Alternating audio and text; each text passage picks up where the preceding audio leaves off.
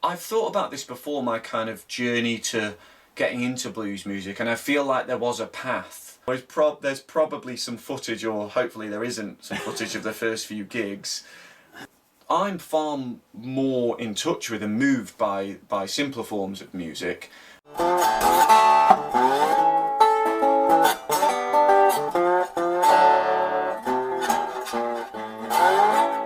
Hello and welcome to Season 1, Episode 15 of the Blues Jam podcast. This week I've been speaking with Liam Ward. Liam is a harmonica teacher who gives lessons both face-to-face and through his YouTube channel. We were talking about how he got started, we talked about his thoughts about music, and we talked about what made him jump into making music his job. As always, stay tuned for notices of jams at the end of the podcast, and I hope you enjoy. Cheers.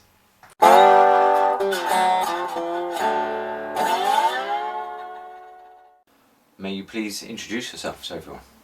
Happy to.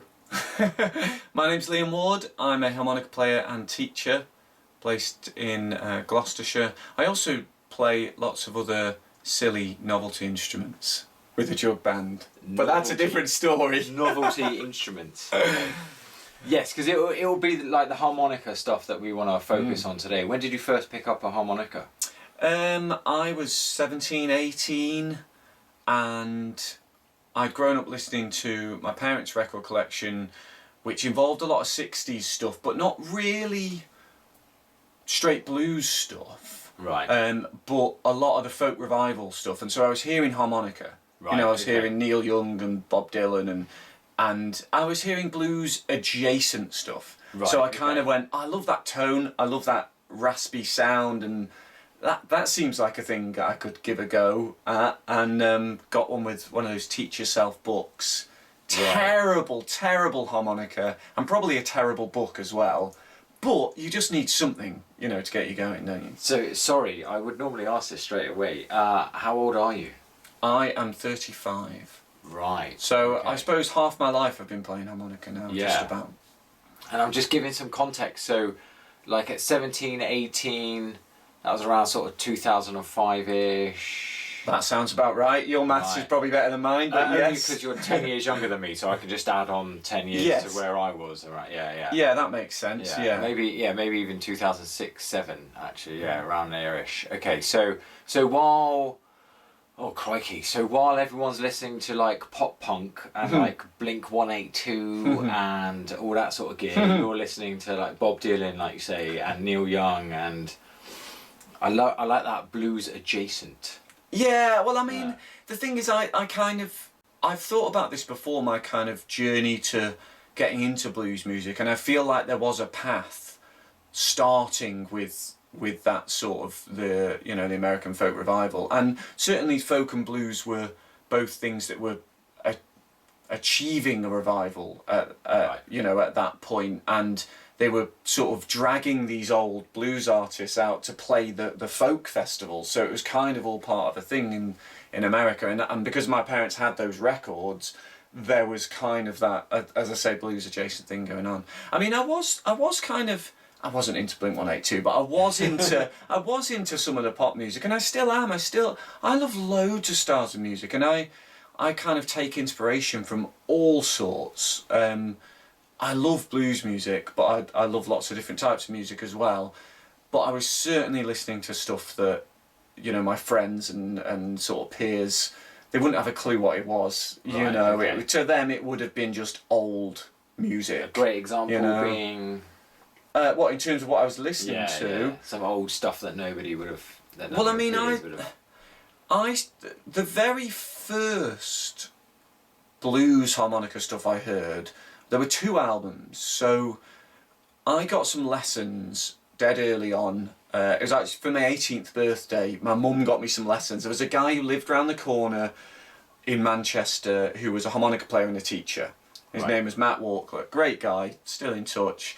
And he used to cycle round to my house. I'd be off at sixth form college, and I'd get home from college, and he'd come round in his lycra, cycle round, and he'd have a little case full of harmonicas, and he'd come round and give me lessons. And he gave me 2 albums, and these were really the first sort of introduction to blues harmonica for me, and certainly amplified, Right. Okay. raunchy, loud, brash blues harmonica, because he heard that I was into this folk stuff, and he kind of, when I said I like Bob Dylan, he kind of laughed and rolled his eyes and said, no, you want to listen to blues. And the next week he brought me these CDs, and one of them was a blues compilation that had all sorts of stuff on it.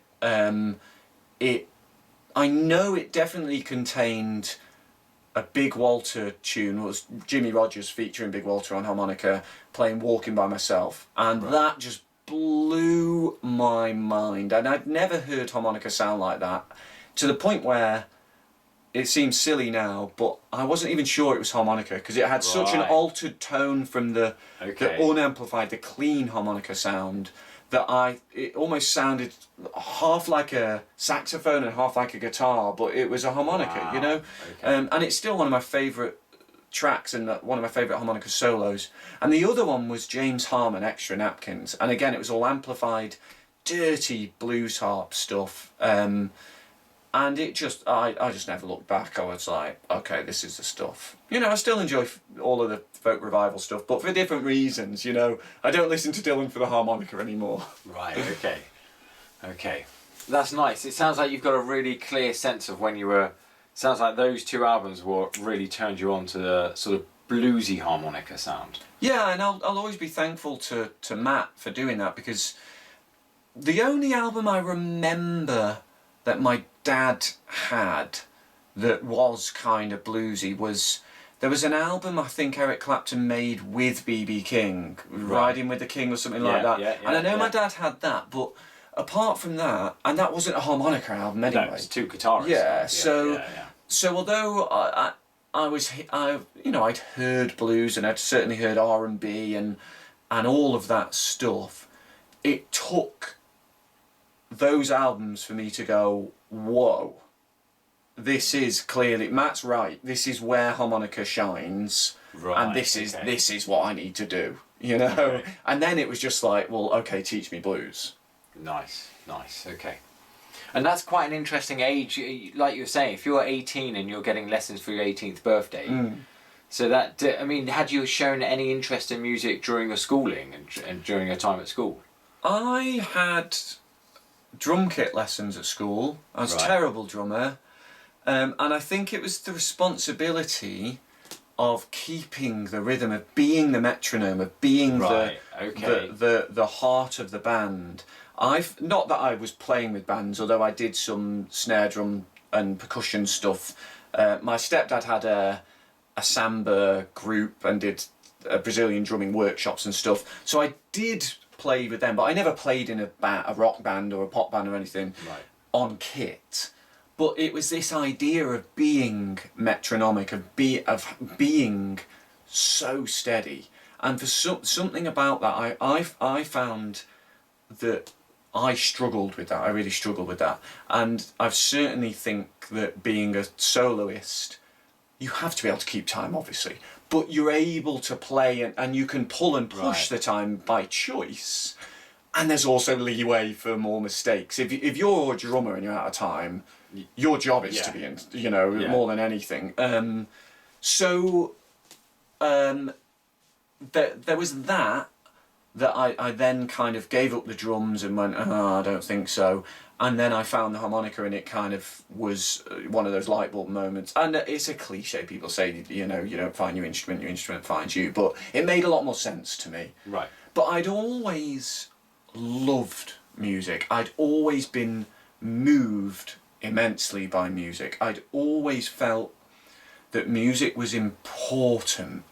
And my parents, as I say, my stepdad, you know, plays drums, but he came to that later in life. My mum studied drama, but was not a musician, and my dad never really played an instrument, but was a massive music fan, a proper muso. Right. So I kind of had a family of people that were really interested in music and drama and the performance and stuff. But from a young age, I did just seem to love music, and I never got when people would see music as wallpaper. or people would just talk over music, or just see it as just this little thing in life that you could give it or take it. You know, you say something that happens in the background over there. Yeah, I mean, I just always, songs always moved me, and you know, they might be kind of cheesy pop songs, you know, but songs just they really meant something to me. And my mum always says that she took me and my sisters at a young age to, I don't know what they called it, but it was like you'd take your toddlers along and they'd get to pick up instruments, various things, bang them and strum them and whatever. And it was just a way of letting them be free and creative, and, you know, giving the parents a bit of a break, and they can sit in it, you know. And there was some workshop. Like a bit of a holiday club type thing. Yeah, but it was a regular thing. It was like a regular local thing. And my mum says she distinctly remembers when the course came to an end or whatever, for some reason we couldn't go anymore, the leader or the teacher or whatever said, make sure he carries on playing music, because she said I kind of lit up when I gave these. I mean, I have no memory of this, but from it, you know, that I lit up and really, I think again it was just that there was that passion there for it. And then later at school, I mean, you know,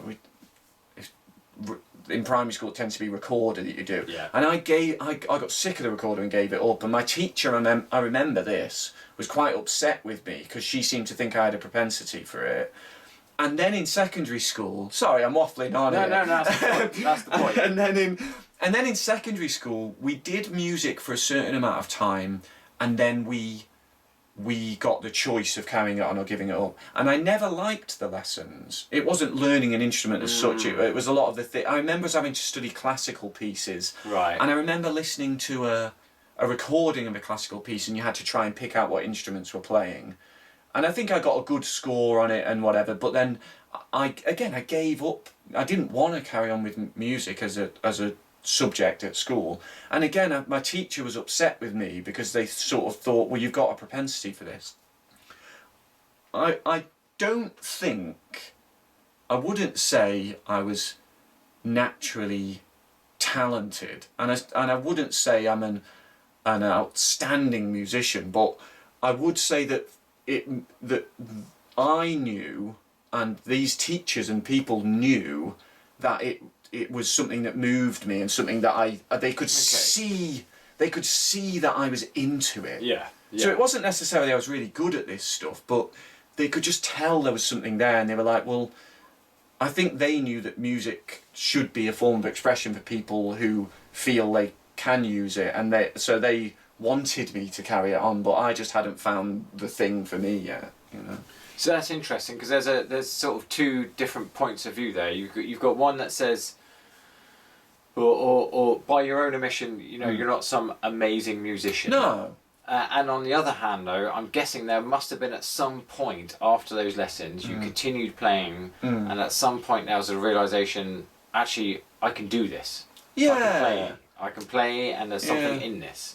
Was there a point where you started joining bands, or? Well, I was lucky because right from the start, I had the option of playing with people, because we kind of ended up having a family band. So the other strain to this is, although my parents weren't heavily musical, I have a big family. I'm one of 8, including my step siblings, and basically everyone played an instrument in some form. It was not pushed on us, but it seemed to end up that one way or another everyone was doing something. Both my sisters are brilliant singers, and they've been on a couple of my albums and stuff.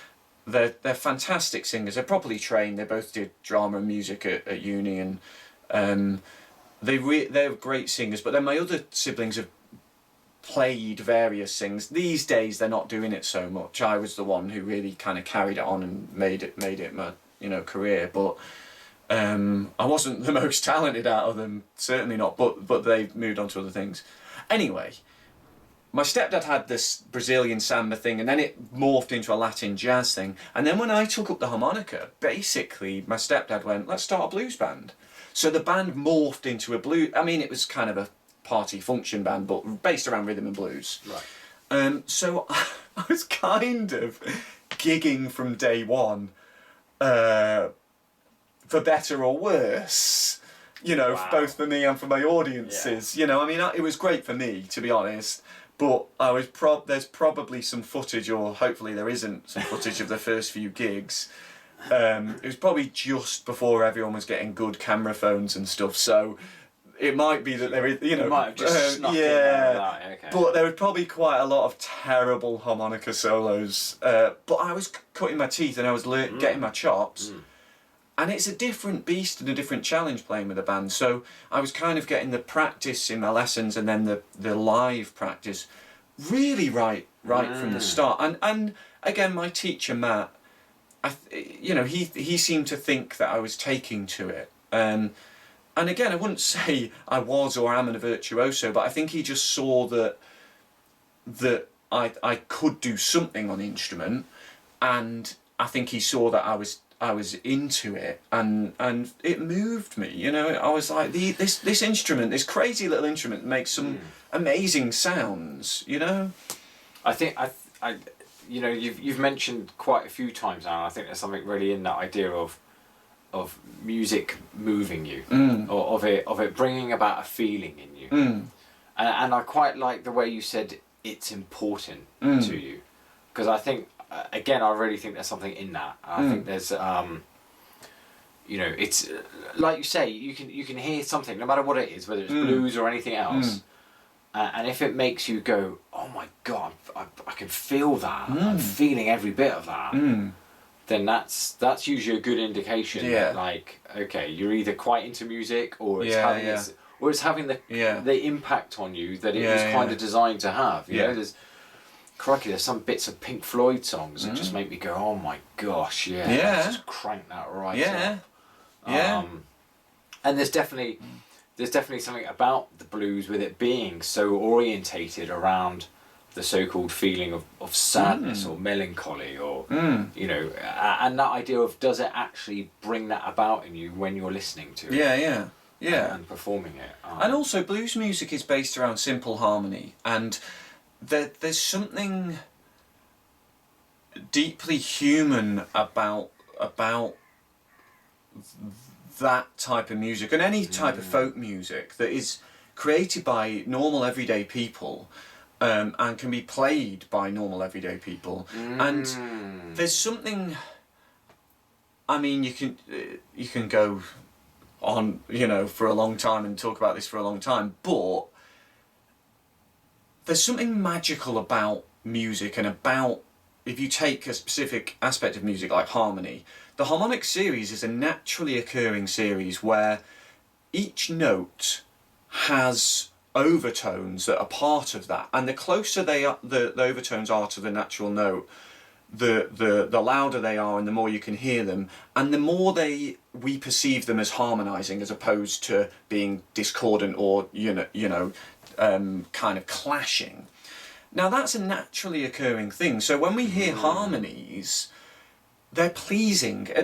You can argue that different types of music around the world have different systems, but broadly and generally, most people find certain sets of notes together harmonizing, and they're simple basic harmonies, and that's a naturally occurring thing. So I feel like it's a natural thing to be moved by music, and I find it kind of abnormal when someone isn't particularly moved by music, but there is a spectrum, of course. Very, very rare you meet anyone who says, I don't like music. They will like a certain type of music. But then you get people who, they can't live without music, and music punctuates their everyday life, and they feel it, that their life has to be saturated with music. And I've just always, that's always felt normal to me, that music should be part of that, and it just feels such a rich, layered form of art with me. You know, you've got the words, you've got the melodies, the harmonies, the rhythm, all of that combined, and it's also a social thing, like people playing together, and achieve it. It's almost spiritual, achieving something bigger than the individual parts. You know, I think that. I couldn't live without it. You know. Because I think what I totally agree with what you're saying, and dare I say, without putting words in your mouth, you're talking about a universal element. You're talking about something that exists although we've created instruments and we've created ways of recreating those harmonies, like you say, those frequencies, some of which fit with each other and some of which don't fit with each other so well. It's a universal element that exists. We haven't created it. We've just learned to harness it in a way. Yeah. You know, there would have been birdsong before we created instruments. There would have been all manner of noises and sounds going on. You know, it's a little bit like time itself, weirdly. Like, time happens, whether we have a representation of it or not, it happens. The fact that we happen to have turned it into a representation around a clock doesn't mean that time doesn't happen. It's the same thing, possibly, and again, I'm not trying to put words in your mouth, but that you're saying about noise, about music, about notes. It's a universal element that exists. We didn't necessarily actually create it. We've just tapped into it. Yeah. I mean, if you've got a note that can be produced in various means, and that note includes certain overtones. If you then bring those overtones out more explicitly by getting people to sing different notes in harmony, you know, you choose a note and then you choose the third and the fifth over the top of that's bringing out strong harmonies. Then you've kind of, it's like playing with something. You've taken something that's natural and you're playing with it and you're changing, you're bringing certain elements out more explicitly, and that can be and tends to be perceived as beautiful or harmonic or pleasing or harmonious. And so I think you're right that you're taking a natural thing and you're kind of, you're not inventing anything as such, but there's something that exists in nature and you're kind of celebrating it. And there's also the other aspect of it that some people think humans maybe sang before they even spoke, or that they've developed at the same time, or that singing developed quite soon after we learned to speak. You know, and so regardless of which way it was, it's existed a long time. Music in a form has existed in human culture for a long time. So you're carrying on some kind of tradition, not just the tradition of blues music, but a tradition way older than that, with people who you'll never know and will never meet and never even know about because they're lost to history. But you're linking yourself up with a culture that is unknown years old, you know, and again, that's kind of time travel and it's magical. You know, these things are, I think, are just a wonderful thing and a privilege to be part of. I also like what you said near the beginning about the blues has a sort of simplicity about it, which means it's possible to be played by the everyday person, as opposed to these really complex melodic lines or structures that you'd need to study for years and years. You know, the idea of the simplicity of it, and it's been brought up a couple of times that weirdly there's kind of complexity within that simplicity, and there's also just simplicity by itself as well, and there's but there is also something in that idea of, in the simplicity there's nowhere to hide, in a way, you know, like the movement from one note to another. You know, some of the greatest blues guitar solos are really, really simple, but it's, again, we come back to the way it makes someone feel when they listen to it, you know. Yeah, absolutely. And if you take a complex classical piece, I can listen to classical music and I can sort of appreciate it in certain aspects of it. I'll enjoy and it might move me in certain ways, and it is in a sense doing the same thing of taking something natural and extrapolating and expanding on that. It's just doing it in a very sophisticated way. But I'm far more in touch with and moved by simpler forms of music, and I certainly couldn't play, you know, those complex forms. But blues and folk music in general have their own challenges as a musician, because you're trying to create something new within very simple bounds, and that's really difficult. If a chord is only made up of 4 notes. You know, take a 7th chord, you've got root 3rd, flat, root 3rd, 5th and flat 7th. And you're only playing 3 chords. The most basic form of, 12-bar blues. How do you reinvent the wheel? Yeah. You know, it's been done a million times. And that is an interesting challenge without overcomplicating it and without losing some of the beauty of the simplicity. How do you take those ingredients and create a new dish when it has been done so many times and so well by so many people? Yeah. And I love that challenge. And I feel like probably the rest of my life I'll still be just working on that, trying to play one awesome solo that is sort of idiosyncratic, that is clearly my style, whatever that is, or whatever that might become, as opposed to being just sort of derivative or made up just of stock licks, or Right. And that is a challenge which has its own character and is sort of specific in its makeup to simpler forms of music like blues. Yeah. God, we could wax lyrical about this all day because I certainly could. Yeah. I'm really into this idea, and it's something I've discussed with a musical friend of mine about the feel to music. But just briefly, I do want to touch on, because I understand, and you've mentioned it briefly. So how long has music or the harmonica been your career? Or I mean, did you work in anything else, or have you been able to make it work for you as such? I've never had a proper full-time job. The closest I got was...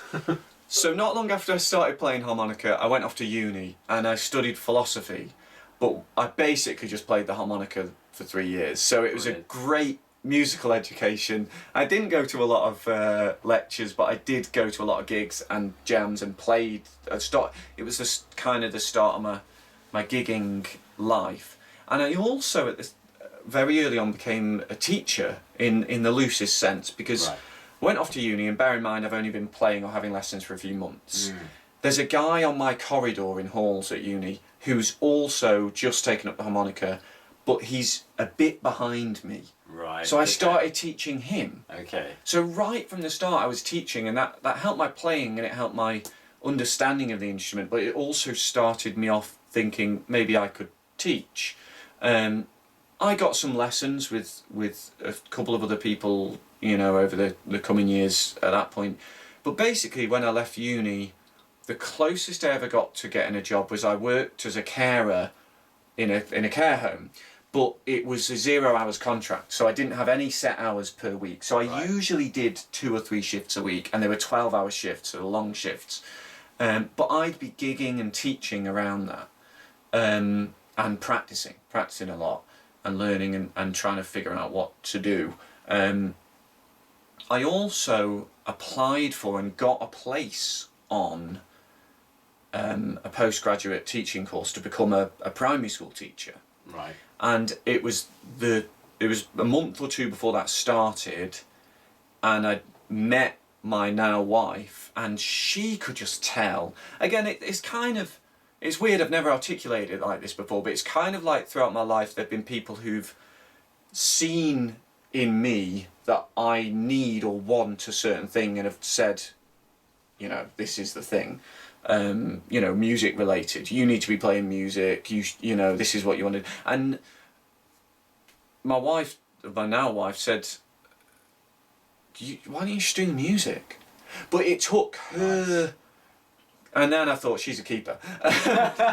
but in all seriousness, it took her permission almost. Right. For me personally to feel, oh, maybe I don't need to get a proper job. Because I'd had girlfriends previously, who'd expected me to get a proper job. Music's never going to earn you a living. Get realistic. Get real. You can't. Yeah. Yeah. So it was kind of it was a big moment for me to go, oh, okay, well, if she doesn't mind, I can at least give it a go. So I basically wrote to called the people or whatever and said, I'm not going to do the course.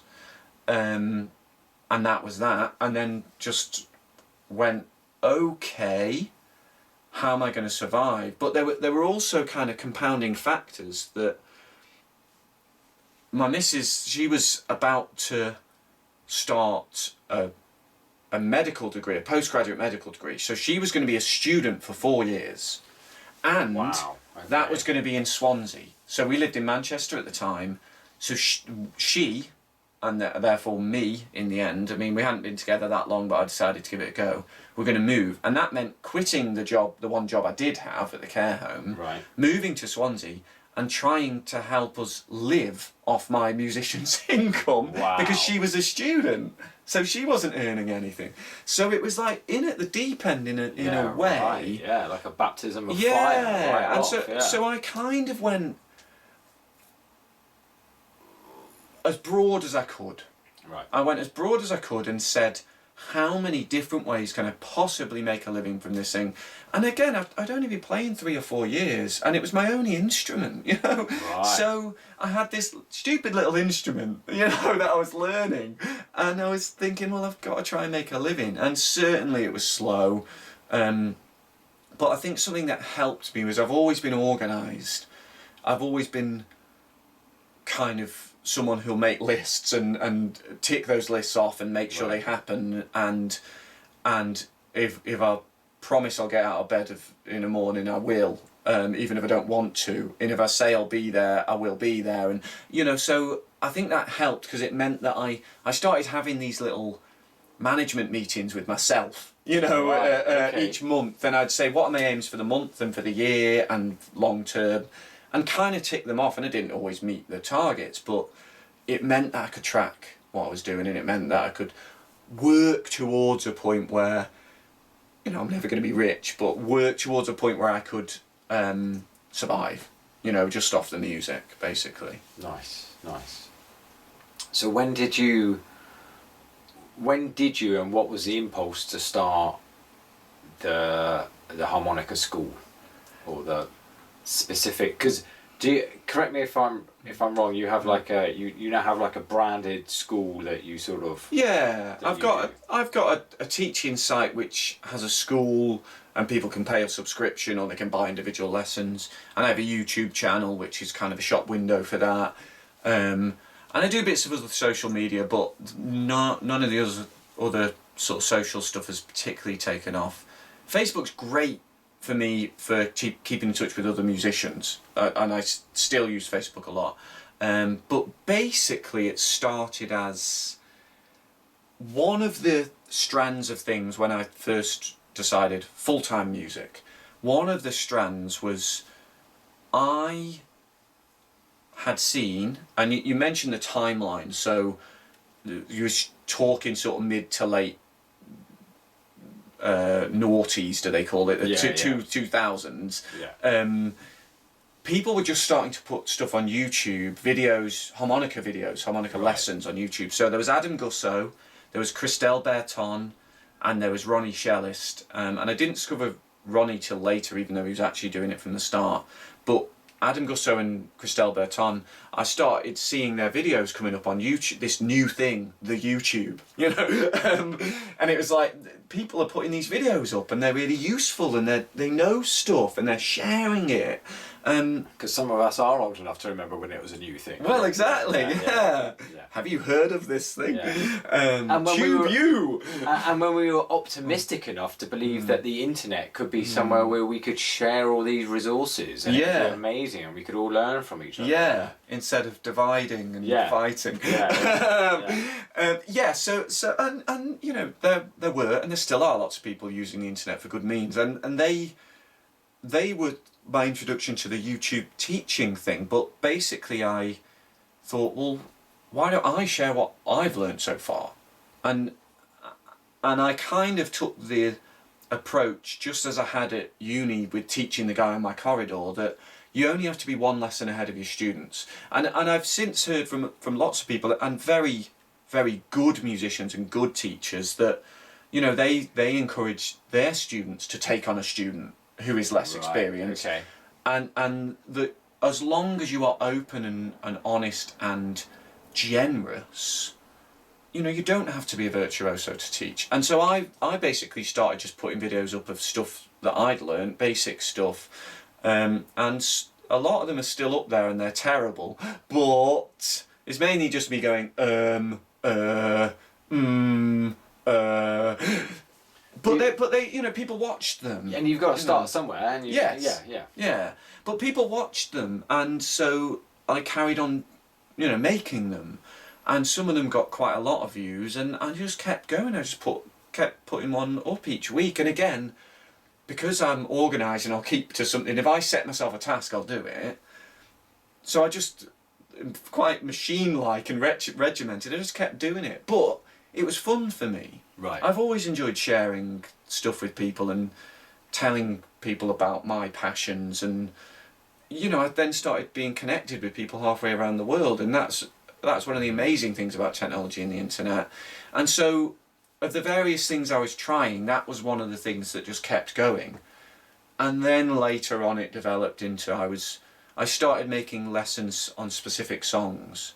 I might do a video lesson on Help Me by Sonny Boy Williamson or whatever, or Dupe by Little Walter, but I then started selling downloadable videos for people to buy, and then at a certain point that developed into, well, I'll build that kind of a section of my site which is a school, and you know, and it kind of happened organically and step by step, but it all started with me just going, what are the possible ways that I could sort of use what I know and what I'm learning to maybe bring in an income. But if I remember rightly, the YouTube thing, I was actually kind of, although I was putting lessons up, I wasn't thinking about a school at that point. I was actually thinking maybe I'll get discovered for session work or something. Nice. Maybe like if I'm on the internet, people go, he can play harmonica, I'll book him for the studio, which it never really went that way. It went more towards the teaching, but I think that was like my thought at the time, my kind of naive thought, you know. And do you offer like sort of one-to-one lessons through the internet as well? Or not anymore. Is that I more did face-to-face. You do the one-to-one. I don't do one-to-one anymore. So I did for many years, and I was doing, before Zoom it was usually Skype, you know, and I was teaching people. I had you know, local students who would come to my house, or I'd travel to them or whatever, but I had more online students, and then again it came through YouTube, and people started contacting me asking for lessons. So then I started sort of advertising that I do lessons, and I would say in the video or in the description or whatever, and I put a page on the site about my private lessons. So I had students sort of all over the world that, I mean, thinking back, it was ridiculous, but again, my wife was a student, so I was trying to earn as much money as possible because she had no income. So I was getting up at like 7 a.m. to teach someone in Australia who it was 7 p.m. for them, and then I was staying up till 9 p.m. Teaching till 9 p.m. because someone else somewhere around the world, it was whatever time for them, you know. So for a time I was like flat out doing that stuff, and then it moved away from that because I was doing more courses, and that meant I needed the time for that. And that was bringing in a bit more money, and then it just got to the point where I kind of didn't need, I quit the private lessons, and then pretty soon after COVID happened. Okay. So I kept, I did less and less teaching. I was saying no to more and more students, and I went from like 7 days, quite a lot of teaching every day, to 5 to 3 to 1 day a week teaching, and then so this is 2019 or whatever, and then at that point I went, I'm stopping that day, I'm saying no now, and then COVID happened, so it was terrible timing, but you know, with every challenge is an opportunity. But you had the courses out there, and so people could buy the courses during COVID, and and then I created loads more courses during COVID because I was stuck at home and had nothing to do, you know. So again, I wrote a list, and I had this chart on my wall in my office, and it was I decided 12 courses over 12 months, and it was a crazy target because it meant each month 30 days I had to write, record, edit and release a course. Right, It was a crazy target, and I almost did it. And in the end, the delay was the editing, because I ended up getting an editor to help me, and he couldn't keep up with my recordings. Wow. So I recorded them all in 12 months, but I didn't release them all. But I basically just said, well, it looked, there was so much uncertainty. It looked like there might be a year's worth of being stuck at home. So I just went, right, 12 months, 12 courses, and hopefully, touch wood, I'll never have to be stuck at home for a year again. So it was an amazing opportunity to do that may never be repeated again. So, and crikey, when you say that to me, the thing that sparks off in my head is having 12 ideas to bring to a course. The actual filming and recording of it, okay, that wouldn't intimidate me too much. It would be the, crikey, what 12 different individual concepts or ideas am I going to bring to this course? How was that for you? Are you okay with that sort of thing? Yeah, I think in the end, you must run out of ideas, but I've still got a list of courses I'd like to create. I just don't have the time, because I'm doing everything else now. I'm gigging and I'm doing the school and I'm living life and, all of that. But I've still got a list of loads of things I'd like to teach. But the list that I did that year, a couple of them were more general courses for people who might want to learn various genres. So they were more a general introduction for beginners, and then a kind of a continuing course and an intermediate course that teach you the general techniques that you could apply to various genres. And then a couple of them were people who specifically want to learn blues, who again want to learn the techniques that are specifically useful for blues, learn about blues kind of playing and groove and structure. And then I did a load of kind of more specific courses again. So I did one about tongue blocking, which is a certain approach to achieving notes on the harmonica that some people want to learn, some don't. So it was like, well, if you want to learn that, take this course, because you don't have to learn it for the other courses. And then I did some blues structure about learning what a 12-bar blues is and what an 8-bar blues and a 16-bar blues and all of that. And then a course on blues grooves about shuffles and rumbas and straight rock beats and boogie rhythms and all of that sort of stuff, with backing tracks to help you learn them and all that. So I just kind of went through, if I was learning, I went through the thought process, if I was learning, what would I need to be taught in order to get to a point of being a proficient player, So I didn't find it difficult coming up with topics. For me, it was more how to structure them and how to keep to this arbitrary deadline I'd set myself, Yeah. Okay. And so you've talked a little bit there about, like, you're quite busy at the moment. It sounds like you're gigging.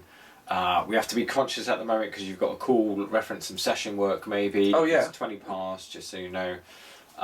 So what are your plans moving forward? I am in a bit of a process of transition in that coming out of COVID, because I'd spent all this time at home, as much as I loved recording the courses, I struggled to motivate myself to practice, because I feel if I'm not gigging and doing that type of work, I find it hard to get in the zone of practicing. So, and also I just miss the gigging. So coming out of COVID, I basically just went full throttle, and one of the bands I play in a jug band, the guy who runs it, he did the same, and he just booked so many gigs coming out of COVID. So 2020, what would it be, 2021, the gigs were starting to, there were a few gigs coming in, and then 22 and 23 were really busy, and I probably did close to 200 gigs in 22 and 200 gigs in 23, and to be honest, it took it out of me. It meant I've struggled with finding time for the school, and I wasn't seeing my wife, and it wasn't good for my health. I wasn't eating well, I wasn't sleeping. So at the moment I'm trying to recalibrate and find a new balance. So I'm doing less this year. I might do 100 gigs, maybe. For the first time in my life, I'm tracking the amount of gigs I do. So the previous years are an estimate. This year, I've currently got, I think, 84 in the diary. And I'm being very selective, and I'm saying no to stuff. And it's great, you know, and it means I've got time for stuff, and you know, I've got time for this, which I'd probably be on the road this week if it was last year, you know. And thank you for this, yeah. And my marriage is better, and my health is better, and I'm practicing more, because the other side of the coin from if I'm not gigging at all is if I'm gigging all the time, I have no time to practice. Yeah. Gigging itself is good practice, but in its own way. Yeah. But you also need that time of sitting at home and doing the sort of focused, measured practice. So it's kind of one of those things that I'm trying to find a new balance. And I think life is about balance. Everything in life is about balance. Music is about balance in many ways. And I'm quite enjoying this new setup I've got now, where I'm trying to keep a bit of time for everything. As you say, I'm doing some session work, which is ad hoc as and when it comes in. The school I'm keeping on top of. I'm planning some teaching events where maybe online sort of group work. I've just got home this week from doing a bit at Euro Blues in Northampton, where I was just covering for Dennis Gruening, who'd come over from America but had to leave early. But I'm going to do that next year, the full week. Nice. They've asked if I'll do the full week. So I'm kind of doing bits and bobs of other events and stuff, which, again, I was saying no to that stuff previously because I was gigging and I might be in the arse end of nowhere for no money. And not that it's about the money, but you're spending your days hanging out in coffee shops, you know, and eating crap. Yeah, and, you know. you've got to be realistic about it as well. Like if because I'm sure there'll be some point at which it's costing you to be in the arse end of nowhere. Yeah. Like you say, if you've got to hang out in coffee shops, then that's a fiver for a coffee and a donut or whatever. Your accommodation, your travel, your food, all of that. I'd happily do, you know, a world tour for a short stint, but for me, being on the road constantly, the never-ending tour, I prefer to do it in chunks. Right. For me, that works better because I like to get home to my own bed sometimes, you know. Yeah.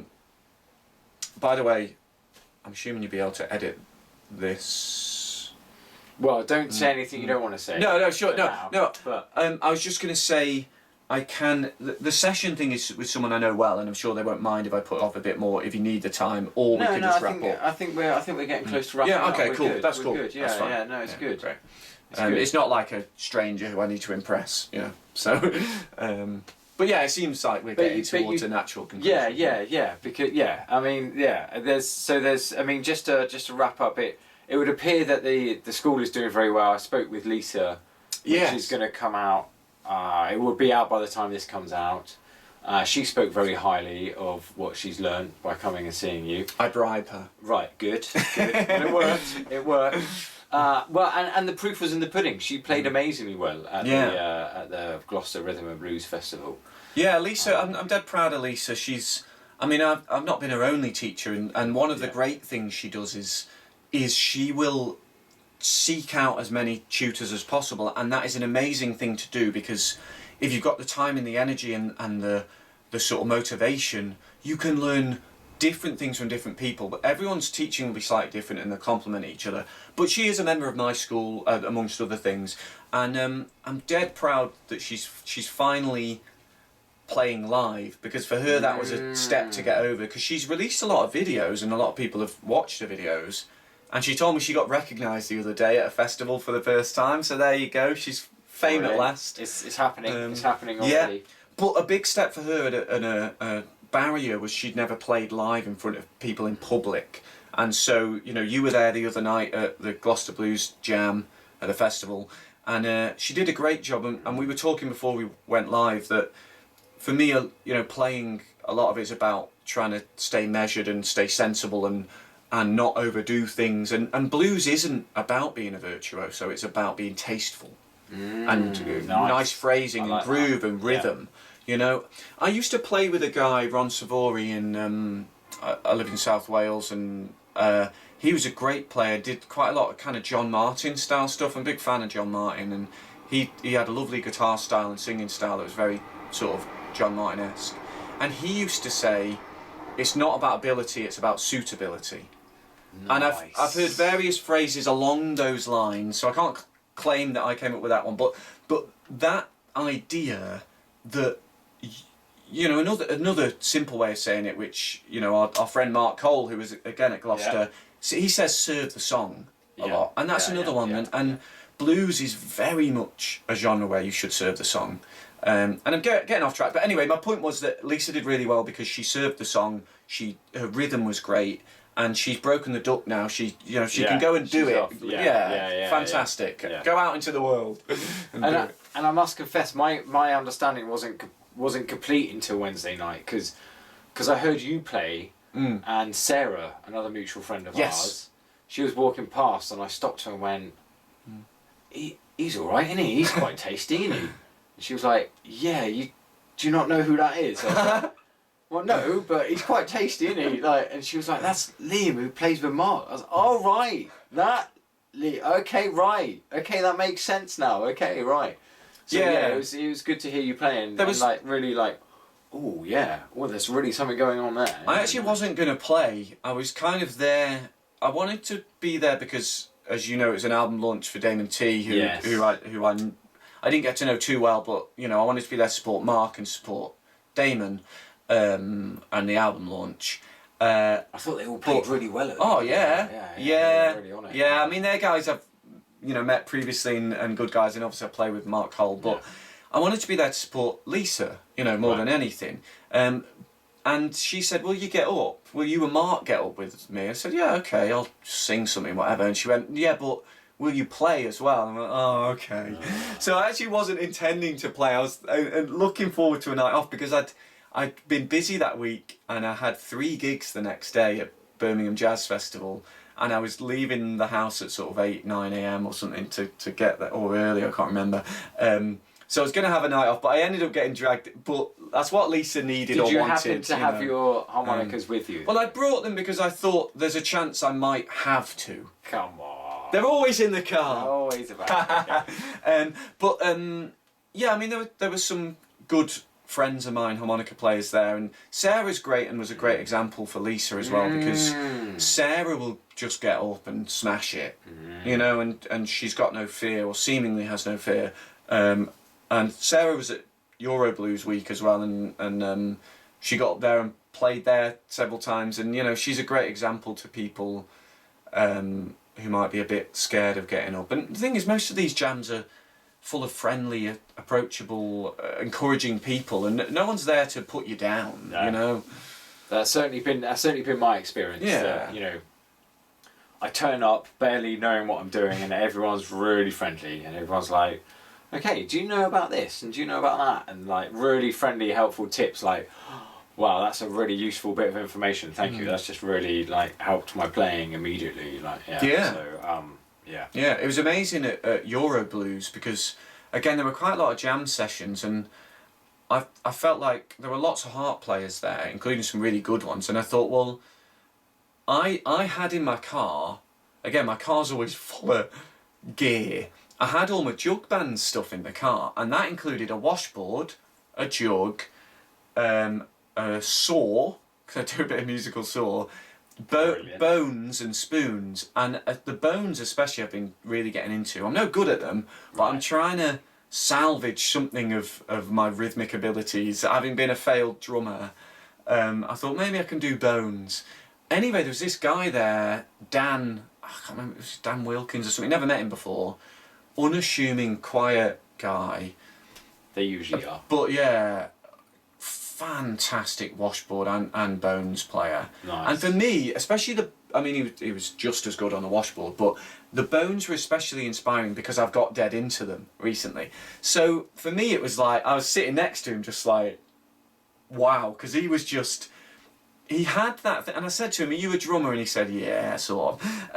You can usually tell when a washboard player or a bones player is a drummer, because they've got this minimalistic but really tight sort of style, whereas me on the washboard is and actually there were the guy who played washboard who plays with Luke Philbrick, who was at the Gloucester Blues Festival Jam. He's a great washboard player, but it's because he's a great drummer. Right. Again, he's got that minimalistic but really cool style. So I'm not sure where I was going with that, other than to say these jams, they tend to be safe places to give things a go. Because I played like crap on the Bones, but no one bats an eyelid. Because it's not about being great, it's about doing it, giving it a go. Yeah, for sure. Yeah.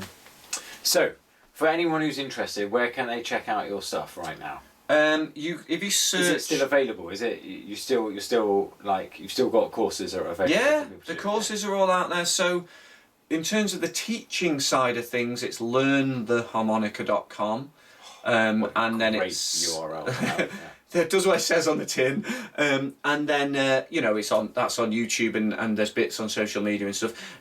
If you Google Liam Ward harmonica, or even just Liam harmonica, there's hundreds and thousands of videos out there, so you'll find me. But it's learntheharmonica.com, and then again, if you want to find my music, you can just search Liam Ward Music. So the website for my CDs and my albums and my bands, of which there are many, is liamwardmusic.com. And then on social media I do a kind of a bit of both, depending on what I fancy. Nice. But the school at learnharmonica.com is you can take a 30-day trial and see if it's for you. So all of those courses, you can get all of them at the same time, take as many as you want, and you've got a whole month to see if it's for you before you sort of commit to carrying on. Nice. And I like to offer that because I think people, they don't necessarily know if your style suits them, your teaching style and all that.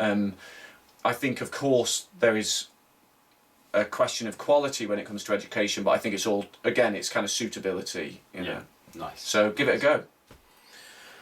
Well, Liam, this has been great. Thank you. Thank you for that insight into your life and into what's going on. Thanks for asking me. It's a pleasure, Brett. Cheers. Thank you. Say goodbye to everyone. Cheers. Goodbye. Don't leave me hanging. No. Well, I hope you found that as informative as I did. It was great to sit down with Liam, and really great to hear his thoughts about music, both from a technical perspective and how it makes him feel. So, as always, some notices of jams coming up. We have our 5 regular weekly jams. The Colin Staples Blues Jam at the Navigation Inn, Castle Lock, Nottingham, 9 PM every Wednesday. The Great British Blues Jam at the Temple of Arts and Music in London at 42 Newington Causeway. SE16DR is the postcode on that. That's every Saturday, 3:30 in the afternoon onwards. The Blue Lab in Aberdeen, 121 Gallow Gate, postcode AB251BU. That's every Wednesday at 8 PM. And the 2 Backdoor Blues Jams, one at the Orchard Inn, Hanover Place, Harbourside, Bristol, BS16XT. That's 8:30 in the evening onwards till the end of the night. That's every Monday evening. And the Backdoor Jam at Queen of Cups in Glastonbury at 10 to 12 Northlode Street. Postcode there BA69JJ. And that's every Sunday 5 PM till 7 PM. Other notices this week: the Cricketers at 34 Carlton Place, Southampton, Hampshire, SO152DX, every other Tuesday from 9 PM onwards. So according to my calculations, that should be the 20th of August. And the South Coast Blues Jam at the Factory Live, 9A Ivy Arch Road, Worthing, and that's postcode BN148BX, on the 3rd Sunday of each month, 2 PM till 5 PM. So according to my calculations, that should be the 18th of August. As always, double check those yourself and make sure the times and dates and so forth are good. Always worth checking them out. And if you attend any other jam that I haven't mentioned that you know is coming up, please let me know so that I can give notice to everybody of blues jams so that you can go and check one out. If you've thought about going to a blues jam but haven't gone yet, go and check one out. And if you want to play at one, even more of a reason to go to a blues jam. Very friendly, very supportive people, and you will improve your skills at no end. If you've been enjoying what you're watching and listening to on the Blues Jam podcast, then there should be a follow or a subscribe button somewhere around the screen or somewhere on the home screen where you hit play to listen to the podcast. So please do subscribe, please do follow. That way you won't miss out on any upcoming episodes. Thank you very much for joining me this week, and I will see you all next Wednesday. Cheers. Bye bye.